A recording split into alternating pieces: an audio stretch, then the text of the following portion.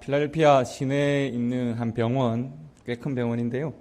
그 병원 건물 벽에 이제 부조라고 왜 벽에 좀 튀어나오게 이렇게 작품을 하는 그 동상은 아니고 벽을 사용하는 그런 작품이 있습니다. 그 미술 작품인데 그 부조 작품과 더불어서 이제 글귀가 하나 새겨져 있습니다.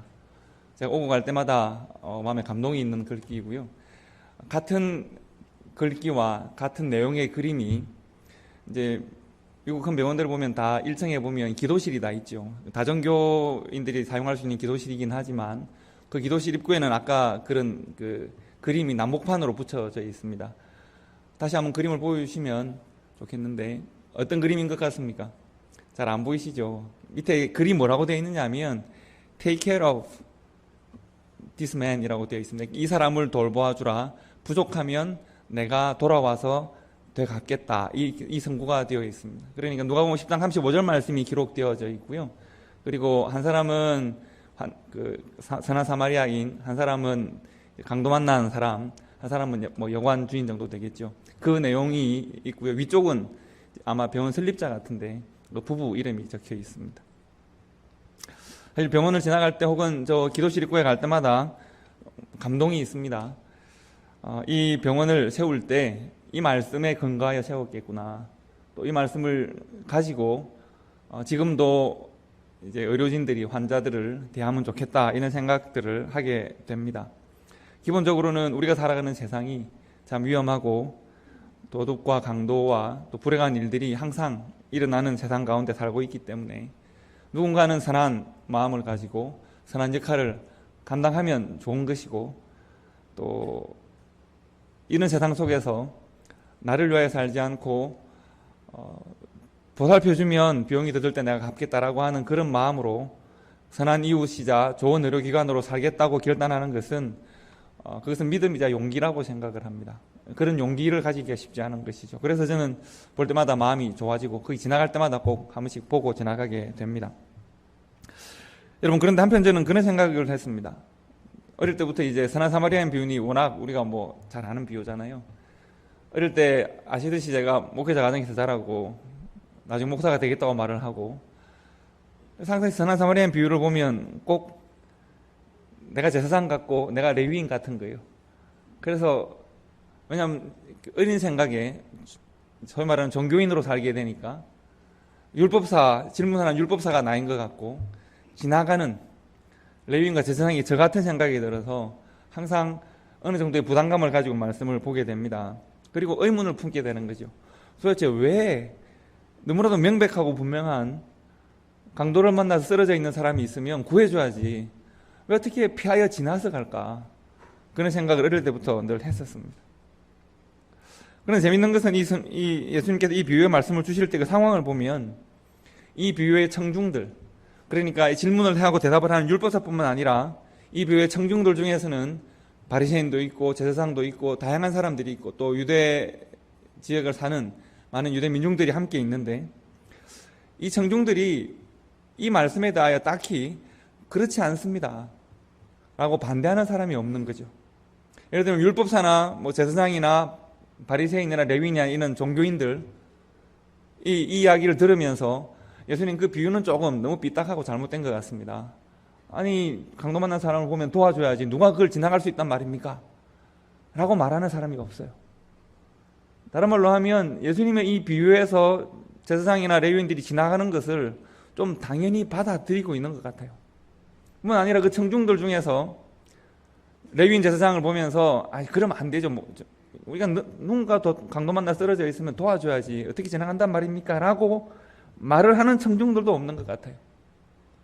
당시 유대 민중들이라고 하면 당연히 오랫동안 식민지로 살고 식민지 제국으로부터 그리고 유대의 종교 권력과 정치 권력으로부터 피해를 당하고 힘들고 어렵게 살고 있는 사람들이 대부분이고 그들이 강도 만난 사람들이라고 볼 수도 있는데 강도를 만난 그들 또한 그들을 지나가는 사람들에 대하여 비판할 의식이 별로 없는 거예요. 그래서 이 비유를 너무나도 당연히 그런 일이 있지 정도로 듣고 있는 것 같은 그런 느낌이었습니다. 왜 그럴까? 특히 우리가 이 선한 사마리아인 비유를 너무나 잘 알고 있기 때문에 예수님께서 무엇을 목적으로 하고 이 비유를 주셨는지도 알고 있기 때문에 이 비유를 다시 해석해 드릴 필요를 느끼지는 못합니다. 다만 오늘 이 말씀을 볼 때 강도 만난 사람을 지나쳐간 제사장과 레위인의 마음은 무엇이었을까를 한번 생각을 해보려고 합니다. 선한 사마리아인 비유를 볼 때 제사장 혹은 레위인의 관점에서 이 비유를 본다면 과연 어떨까? 그들은 왜 어떻게 이렇게 담대하고 용감하게 강도 만나 쓰러 죽어가는 사람을 피하여 갈 수 있을까? 여러분, 그것도 대단한 용기가 아닐까요? 왜 그럴 수 있을까를 한번 생각해 보려고 합니다. 여러분, 제가 지난 4주간 여러분과 말씀을 나누었던 큰 제목이, 또 이번 블레싱 데이의 큰 주제가 착한 사람 전성시대라고 말씀을 거듭 드렸습니다. 그런데 이 제목을 여러분 들으실 때 혹시 또 다른 제목을 연상하셨다면 영화 좀 보시는 분입니다. 어떤 제목 연상하셨습니까? 지금 나오고 있죠. 범죄와의 전쟁이라는 영화가 있었습니다. 그리고 범죄와의 전쟁이라고 하는 것 자체가 한국의 1980년대에 노태우라는 사람이 대통령일 때 이제 범죄와의 전쟁을 선포하고 사회악을 일소하겠다 했었죠. 그리고 그때 많은 조직폭력배들이나 또 사기, 비리 이런 사람들 한꺼번에 청소한다고 했었습니다. 그때를 시대적 배경으로 하는 조직폭력배와 비리 공무원들의 영화입니다. 그리고 범죄와의 전쟁이라는 영화 제목 아래에 부제를 달았는데 그 부제가 뭐였냐면 나쁜 놈들 전성시대였습니다. 나쁜 놈들 전성시대에서 제목을 따와서 착한 사람 전성시대로 붙였다고 기분 나빠하시지 마시기 바랍니다. 제목이 상징적이고 재밌어서 따왔습니다. 그런데 여러분, 이 제목은 상당히 시니컬합니다. 왜냐하면 여러분, 범죄와의 전쟁을 하겠다는 것은 공권력이 사회 정의를 세우고 사회 기강을 바로잡고 잘못된 것들을 이제 청소하고 사회를 바르게 건강하게 옳게 세워나가겠다는 그런 의지가 표현되어진 것이죠. 그런데 그 부제를 나쁜 놈들 정시대라고 부제를 달았습니다. 시니컬한 거죠. 비꼬고 있는 것이죠. 나쁜 놈들을, 즉 범죄와의 전쟁을 통해서 나쁜 놈들을 청소하겠다고 하는 그놈들 또한 나쁜 놈들이다. 그들의 나쁜 놈들의 전시대가 계속 이어지고 있다라고 하는 다소 시니컬한 제목입니다. 조직폭력배들이나 부패한 공무원들이나 또 거기 보면 경찰이나 검사나 판사나 이 모든 사람들이 서로 하나가 되어서 청소하겠다고 말하지만 그들은 더 악한, 정리하겠다고 하지만 그들은 더 더러운, 그래서 그들의 전성시대가 대를 이어서 계속되고 있다. 이 영화의 마지막에는 영화의 주인공인 한때는 비리 공무원이었지만 조직폭력배와 결탁하고 또 수많은 비리를 저지르는 사람으로 살아가는 최익현이라는 주인공이 자기의 아들을 검사로 만들고 정치권과 결혼을 시키고 그래서 더 큰 나쁜 놈을 만드는 데 성공하는 그런 과정을 보여주면서 영화가 끝나거든요. 그래서 이 영화에서 묘사하는 세상은 나쁜 놈들의 전성시대이면서 더 나쁜 놈들의 전성시대로 이어지고 있다. 이런 비판적인 시각을 가지고 있습니다. 그런데 이런 조직폭력배나 이런 악한 사람들을 주제로 삼아서 영화로 만들고 또 영화가 인기가 많죠. 여러분, 사실 조직폭력배는 아주 인기 있는 영화의 소재입니다. 한국뿐만 아니라 미국도 그렇고 홍콩, 우리 한때 홍콩 영화 좋아했었잖아요. 새별상웅, 영웅본색, 이거 한번 생각해 보십시오. 다들 조직폭력배 영화들입니다. 죽고 죽이는 영화들입니다. 한국에도 얼마나 많은 조직폭력배 영화가 있습니까? 한때 장군의 아들, 영화화 되었지만 알고 보면 정치 깡패에 불과합니다. 대부, 돈 꼴레오네 또 이렇게 우하고 그랬지 않습니까? 저는 그 음악이 너무 좋아서 저는 한때 영화를 몇 번이나 보고 그랬었습니다. 영화를 보다 보면 깡패이고 조직폭력배 갱스터들입니다. 자기 이익을 위해 다른 사람을 죽이고 자기 이익을 얻기 위해 다른 사람의 이것을 빼앗는 사람들인데, 그런데 영화를 한참 보다 보면 어느새 그 사람들을 응원하고 있는 우리들을 발견합니다. 여러분, 그렇지 않습니까? 돈 꼴레오네 얼마나 멋있습니까? 카리스마가 장난이 아닙니다. 김도환이라는 사람, 한국 정치권을 횡행했던 일제시대 때는 아버지가 어쨌든 일제시대 때는 일본의 편에 서고 해방 이후에는 또 정치권의 편에 서서 정치 깡패 역할을 했던 사람인데, 영화에서는 그 사람의 인간적인 면모를 보여주고 자라온 과정을 보여주면서 의협처럼 묘사를 하면 어느새 우리가 그 사람의 편을 들게 됩니다.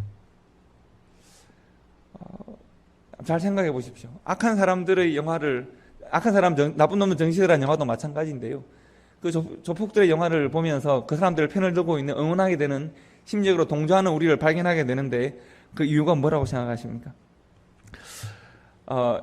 굉장히 거리가 먼 것 같지만 한번 잘 생각해 보십시오. 나쁜 놈들 정시대라는 영화와 선한 사마리아인 비유를 둘 다를 영화 혹은 드라마로 생각하면서 한번 비교해 보시면 답을 발견할 수가 있습니다. 저는 왜 우리가 나쁜 놈들의 영화를 보면서 그들에게 동조하는가? 왜 선한 사마리아인 비유에서 제사장과 레위인은 고통받는 사람들을 지나쳐가면서 왜 양심의 가책을 느끼지 않을까? 그 비유를 듣는 많은 사람들은 왜 그들에게 책망을 가하고 너희들이 고통받는 사람을 도와야지라고 왜 말하지 않을까? 왜 그들 스스로는 양심의 가책을 느끼지 않고 함께 비유를 듣고 보는 그 사람들은 왜 그들을 책망하지 않는 것일까? 여러분, 왜 그렇다고 생각하십니까? 저는 아까 소개해드린 나쁜 놈 정시대라는 그 영화에 저는 영화 한 두세 번 본 것 같습니다. 재밌어서 봤습니다. 그리고 영화가 부산 사투리가 많이 나오고 해서 유행어도 많이 만들었죠.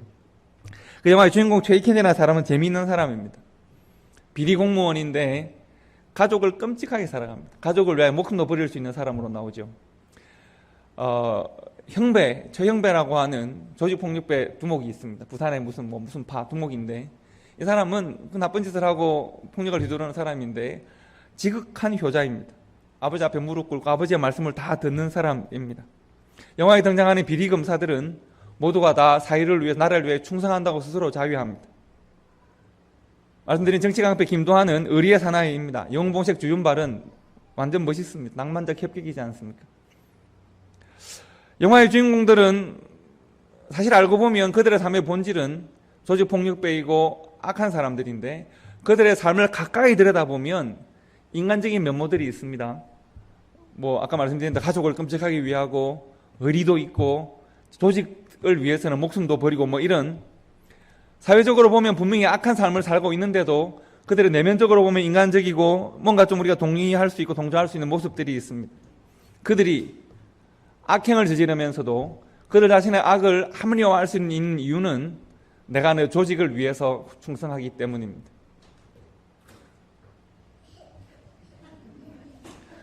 제가 저렇게 하는 이유도 같은 이유인 거죠.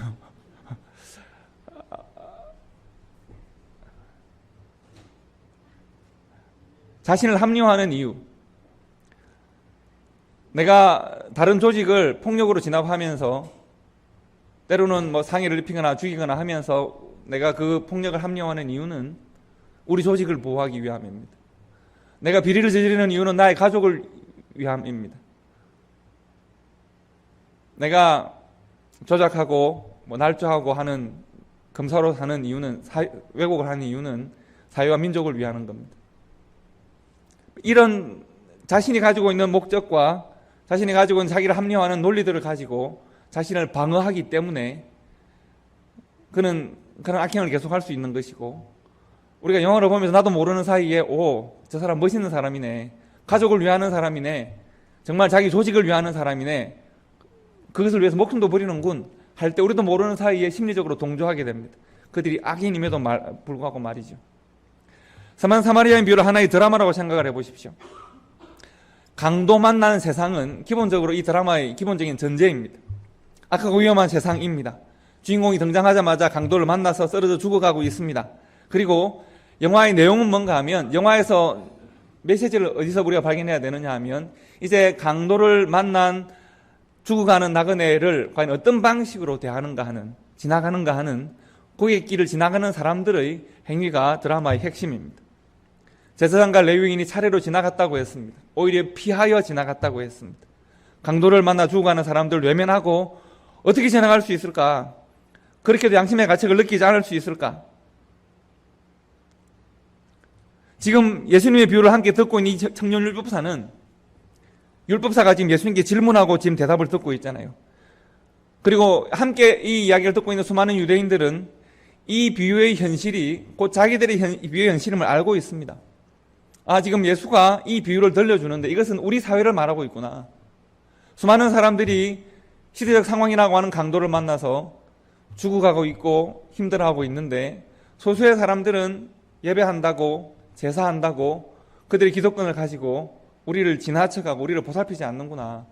그들이 가지고 있는 것으로 나누어 함께 살아가지 않는구나를 알고 있음에도 불구하고 지나가는 그들도 양심의 가책을 느끼지 않고 지나감을 당하는 사람도 그들을 향하여 책임을 묻지 않는 그런 상황이 지금 반복되고 있는 것입니다. 여러분, 비유라고 하는 것은 예수님의 비유는 짧은 이야기로 상황을 객관화시키고 단순화시키기 때문에 잘잘못이 분명해 보이는데 그 비유 속으로 들어가서 삶을 살아보면 삶이 다양하고 복잡한 거죠. 즉 영화 밖에서 나와서 보면 이 조지 홍준표가 나쁜 놈인데 영화 안에 들어가서 영화를 즐기다 보면 나도 모르는 사이에 그들의 편이 되는 것처럼 선한 사마리아인 비유 속에서 이 비유를 객관적으로 보면 잘못되어졌네라고 하는 것을 알 수 있는데 그 속에 들어가 살고 있는 삶을 살고 있는 유대인들과 율법사와 종교인들은 그들의 잘못을 느끼지도 지적하지도 못하는 것입니다. 여러분, 예수님께서 대화를 나누고 있는 율법사도 함께 말씀을 듣고 있는 청정들도 다 인정하고 알고 있는 것이 있습니다. 유대 사회에서 율법을 지키고 모든 종교적 행위를 주관하는 사람들이 있습니다. 바로 율법사이고 또 제사장, 바리새인 혹은 레위인 이런 사람들은 당시 직업 종교인들이라고 말할 수 있습니다. 그리고 그들은 아마도 종교적 행위에 대한 여러 의무를 가지고 있을 겁니다. 예수님께서 비유로 말씀하실 때 그들이 강도 만난 사람을 지나간다, 피하여 지나간다. 그럴 때 그 비유를 듣는 사람들은 그러면 안 될 텐데라고 생각할 수도 있습니다. 왜 종교적 권위와 신앙을 가지고 있는 사람들인데 왜 강도 만난 사람을 지나가지? 라고 하는 마음을 가지면서도 또 다른 한편으로서는 아마도 그래, 그들은 율법을 지켜야 하는 사람들이고 제사를 드려야 하는 사람들이고 아마도 제사를 드릴 일정에 바쁘겠지. 혹은 제사를 드리려고 하면 부정한 것, 죽어가는 것, 피와 접촉하면 안 되겠지. 죽어가는 것을 돕고 강도 만난 사람을 돕는 것보다 하나님을 위해서 제사하고 예배하는 것이 더 중요하겠지 라고 하는 생각을 함께 하게 될 겁니다.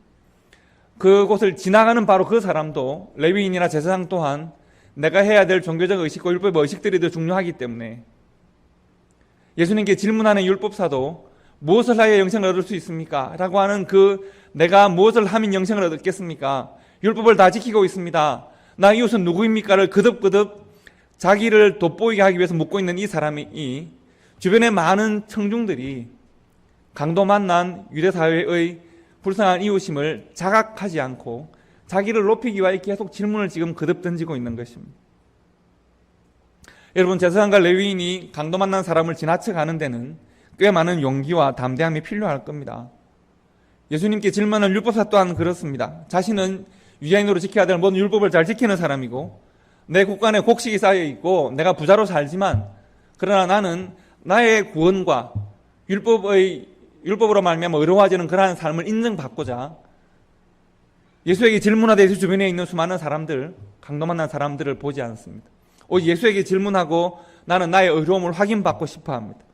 민중들이 하루 먹을 것을 찾아서 광야를 헤맬 때 나는 호의호식하고 잘 살 수 있지만 나는 율법을 지키고 난 하나님을 예배하면서 하나님 앞에 의로움을 확인받기 위해서 나는 그들을 충분히 외면할 수 있습니다.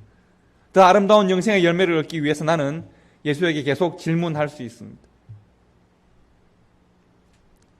그래서 여러분, 그러는 중에 우리는 발견해야 하고 볼 수 있는 것이 있습니다. 여러분, 예수님께 질문하고 있는 이 율법사를 그의 마음을, 양심을 감싸고 있는 그의 종교성을 우리가 발견할 수 있어야 합니다. 강도 만난 사람을 외면하고 지나쳐 가고 있는, 그러나 자기의 양심을 보호하고 있는 레위인과 제사장의 종교적 행위를 우리가 볼 수 있어야 합니다. 그는 예배하는 사람들이기 때문에 이웃을 외면하고 있습니다. 그의 종교적인 루틴 때문에 이웃의 고통을 외면하고 있습니다. 만약 제사장과 레위인이 제사 드리는 예배를 주관하는 사람들이 아니었다면 율법사가 나는 율법을 잘 지킨다라고 하는 율법을 연구하고 율법을 지키는 사람이 아니었다면 그는 예수 그리스도의 복음 앞에 좀 더 솔직해지고 좀 더 순종할 수 있었을 겁니다. 강도를 만나 죽어가는 사람을 보고 그냥 지나쳐 갈 수 있는 이유가 역설적으로 그들은 그들의 종교적 행위로 그들 스스로를 어렵다고 여기는 사람들이었기 때문입니다. 그들이 율법을 지킨다고 생각했기 때문에 그들은 이웃을 돌보지 않는 것입니다. 제사 드린다고 생각했기 때문에 이웃을 돌아보지 않는 것입니다. 그것으로 자신을 정당화하고 어렵다고 생각하고 있기 때문에 자신의 종교성과 예배를 방패로 삼아서 어려움 당한 이웃을 바라보고도 지나쳐도 양심의 가책을 느끼지 않습니다. 혹은 바로 그러한 종교성으로 감사 있는 그들을 보면서도 그들을 책망하고 우리와 함께 하나님을 섬기자라고 요청하지 않습니다. 그들이 보여주는 종교성의 화려함에 현혹되어서 나도 혹 그들처럼 될 수 있다면 나도 그들처럼 되어서 나도 외면하는 사람이 되고 싶은 그러한 마음인 것이죠. 우리가 신앙 생활을 하는 사람들입니다. 선한 사마리아인 비유를 통해서 우리가 볼 수 있는 것은 하나님께 드리는 제사가 하나님과의 만남을 방해하고 하나님께서 주신 율법을 지키는 율법이 하나님의 말씀에 순종하는 삶과 충돌하고 있다는 것을 우리가 볼 수 있습니다. 사마리아인이라고 하는 외면받던 한 사람을 데리고 온 이유가 그렇습니다. 율법과 제사의식으로부터 자유로운 이 사람이 오히려 하나님의 뜻을 실천하고 있다는 것을 보여주면서 율법과 제사로 자신을 감싸고 자신의 양심을 보호하고 있는 바로 이 사람들이 오히려 그 시대가 하나님을 만나고 하나님의 복음에 순종하는 것을 가로막고 있다. 과연 그들에게 제사와 율법은 과연 어떤 역할을 하고 있는 것인가? 이것을 묻고 있는 것입니다. 성도 여러분, 선한 사마리아인 비유는 우리들에게 세계관을 제시합니다. 우리가 과연 어떤 세계 속에 살고 있느냐를 묻고 있는 것이죠. 여러분, 드라마에 등장하는 사람들 강도이거나 강도를 만난 사람들입니다. 지나쳐 가거나 돕는 사람들입니다. 여러분과 저는 어떤 사람들일까요? 우리가 이 드라마 속에 들어가면 나의 역할은 과연 무엇일까? 저는 우리가 이 네 사람, 우리의 삶은 강도이거나 강도를 만났거나 지나쳐 가거나 돕거나 우리의 삶은 하나의 삶의 모습만 가지고 있지는 않습니다. 우리는 이 내 모습을 다 가지고 있는 것이랑 마찬가지이죠. 여러분, 내가 의도하지 않았지만 다른 사람에 상처를 주는 일이 있잖아요. 나는 몰랐는데 나 때문에 고통당하고 눈물 흘리는 사람이 있을 수 있거든요. 내가 원치 않는 불행이나 불의를 또 당할 수도 있거든요. 나는 때로는 나도 모르는 사이에 강도일 수 있고 나도 모르는 사이에 강도를 만났을 수 있거든요. 고통을 주고 아픔을 주고 차별하고 눈물 흘리게 할 수 있거든요. 의도하지 않았기 때문에 정당한 것은 아니니까. 내가 의도하지 않았다고 해서 그가 고통스럽지 않은 것은 아니니까. 자신의 선의만 믿고 상대방의 고통을 외면해서는 안 되는 것이죠. 의도하지 않았어도 강도를 만났거나 강도 역할을 할 수는 있는 것입니다. 여기까지가 이 드라마가 전제하고 있는 상황입니다. 우리는 그런 삶을 살고 있습니다. 여러분과 제가 그렇게 부족한 삶을 살고 있습니다. 문제는 그리고 이제 우리가 두 종류의 삶에 대한 선택 앞에 놓여 있습니다. 외면하거나 지나쳐 가거나 아니면 참여하거나 돕거나입니다. 중간은 없습니다. 선한 사마리아인과 제사장 레위인 사이에 그 어떤 것은 성경은 말하지 않습니다. 그리고 우리들에게 묻고 있는 것이죠. 너희가 사는 세상은 어떤 세상이냐? 제사장과 레위인의 세상, 예배하고 제사 드리고 신앙생활을 하고 있다는 것으로 괜찮다고, 나는 괜찮은 삶을 살고 있다고 스스로 자위하고 이웃을 돌보지 않고 외면하는 그런 삶을 살고 있고 지나가는 세상을 살고 있는가? 그렇지 않으면 섬기고 헌신하고 이웃을 사랑하는 그 사랑으로 하나님을 예배하는 삶을 살고 있는가를 우리들에게 물으시는 것이죠. 저는 말씀을 이렇게 제가 사실은 선한 사마리아인 비유로 여러분들과 설교를 한 적이 꽤 있다고 생각하는데 처음으로 제사장 혹은 레위인의 입장에서 말씀을 이렇게 묵상하면서 조금 두려운 마음이 생겼습니다. 두려운 마음이 생기는 것은 저 또한 그럴 수 있지 않겠습니까? 어떻게 보면 제가 가장 그런 위험에 많이 노출될 사람이 아닐까 생각을 합니다. 나는 꽤 선한 사람, 나는 꽤 괜찮은 사람, 마치 조직폭력배가 나는 가족을 위해서 일을 한다고, 비리검사가 나는 나라를 위해서 일을 한다고 스스로 자위하는 것처럼 나는 꽤 괜찮은 예배자이고 가족을 위해 열심히 일을 하고 이 정도면 스스로 괜찮은 사람이라고 생각하고 신앙적 의무와 종교적 의무를 다하고 있기 때문에 신앙이 있고 양심이 있고 신앙적 루틴도 있고 직분도 있고, 그래서 사람들은 아마 누구도 나를 비신앙적이라고 비양심적이라고 비판하지 않을 거야 라고 하는 바로 그 지점에서 조금 더 앞으로 나가지 못하는 그런 하나님의 사람은 아닌가. 바로 그 지점, 누구도 나를 비양심적이고 비신앙적이라고 생각하지 않을 거라고 하는 바로 그 지점에서 하나님은 내 앞에 강도 만나 쓰러진 사람을 보여주시면서 그러므로 한 걸음 그에게로 나가설 것인지 나는 괜찮은 사람이므로 물러설 것인지를 나에게 물으실 것인데, 바로 그 지점에서 강도 만난 사람을 날마다 우리가 새롭게 만나게 될 것인데, 과연 나는 용기 있는 믿음으로 한 걸음 더 앞으로 나갈 수 있는가?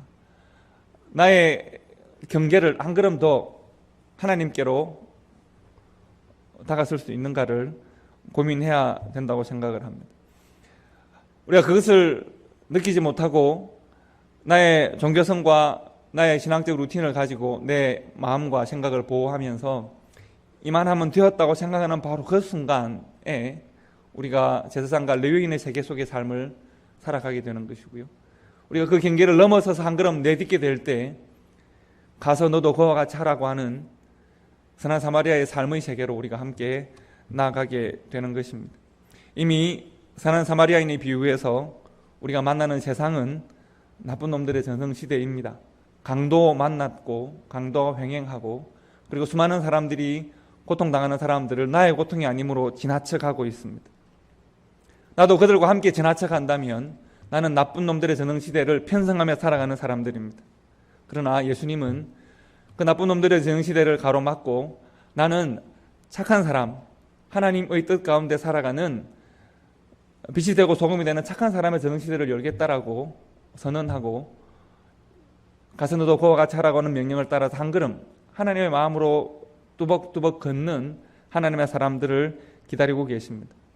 그 뚜벅뚜벅 걸어가야 될 바로 그 사람은 선한 사마리아인 비유에서 그 사마리아인이 아니라 그 말씀을 듣는 율법사이고 그 말씀을 듣고 있는 제자들이고, 그리고 오늘 우리가 그 말씀을 함께 나누는 여러분과 제가 바로 그 사람임을 우리가 기억할 수 있으면 좋겠습니다.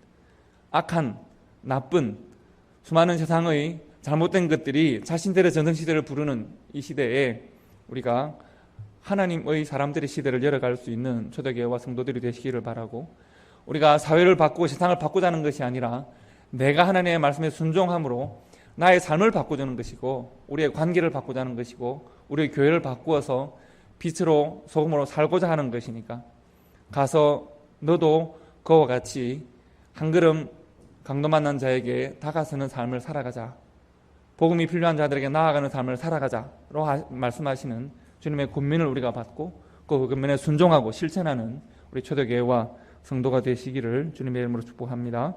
기도하겠습니다.